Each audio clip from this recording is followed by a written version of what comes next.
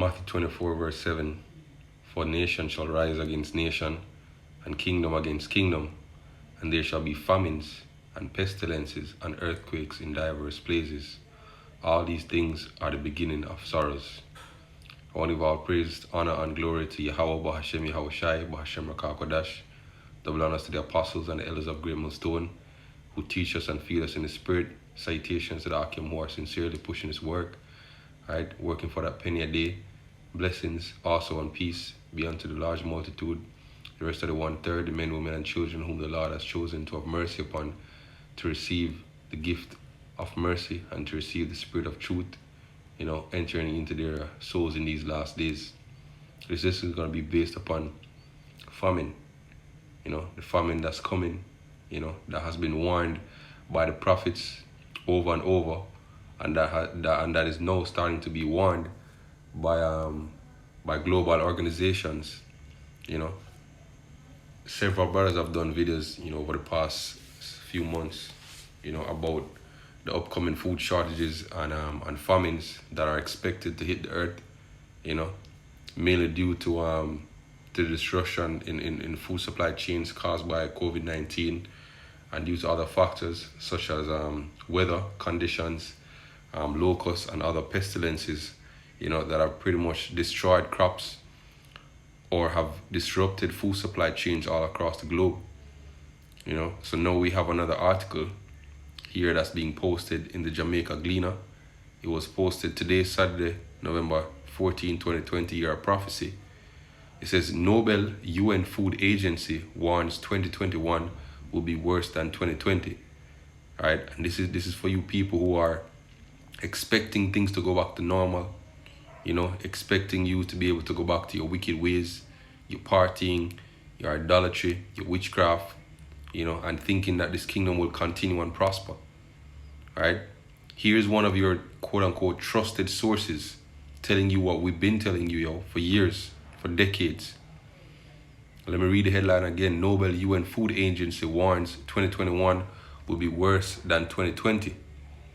All right, and it says, David Beasley said in an interview with the Associated Press that the Norwegian Nobel Committee was looking at the work the agency does every day in conflicts, disasters, and refugee camps, often putting staffers' lives at risk to feed millions of hungry people, but also to send a message to the world that is getting worse out there and that our hardest work is yet to come. It is so timely because we've been fighting to get above the choir. All right, Beasley said of last month's award, pointing to the news being dominated by the US elections and the COVID-19 pandemic and the difficulty of getting global attention focused on the travesty that we're facing across the world. So this was really a gift from above, Beasley said, recalling the surprise and delight of WFP's, or the World Food Program. Let me read the headline paragraph. It says the head of the World Food Program, that's the WFP, says the Nobel Peace Prize has given the UN agency a spotlight and megaphone this year to warn world leaders that next year is going to be worse than this year, and that without billions of dollars, we are going to face famines of biblical proportions. Right? And that phrase has been thrown around a lot in the past few months, famine of biblical proportions. All right, so I'm going to go ahead and read Matthew chapter 24, verse 7 again. For nation shall rise against nation, and kingdom against kingdom. Speaking about race wars and ultimately a world war, right? Kingdom against kingdoms. And there shall be famines, which we're just reading about, and pestilences, which COVID-19 and any other illness that comes out after this is an example of a pestilence. And earthquakes, we're seeing that happen as well in diverse places. And it says all these things are the beginning of sorrows, All right, let me jump back into the article. All right, it says,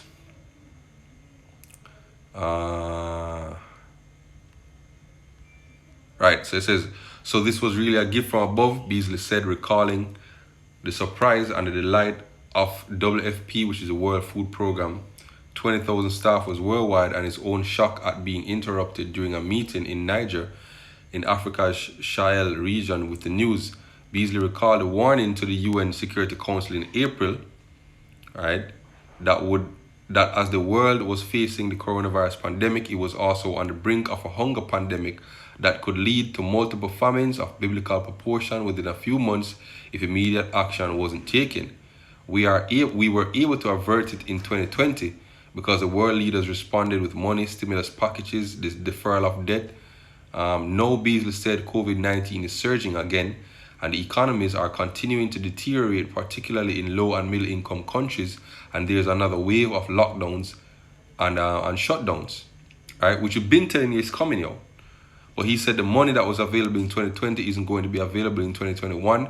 So he has been using the Nobel to meet leaders virtually in person, to talk to parliaments and give speeches to sensitize those with power to this tragedy that we are facing, crises that really are going to be extraordinary over the next, who knows, 12 to 18 months, right? This is Jeremiah chapter 19 and verse 8. And I shall make this city desolate and unhissing. Every one that passeth hereby shall be astonished and hiss because of the plagues thereof. And I will cause them to eat the flesh of their sons and the flesh of their daughters, and they shall eat every one the flesh of his friend in the siege and the straitness, wherein their enemies and they that seek their lives shall straiten them.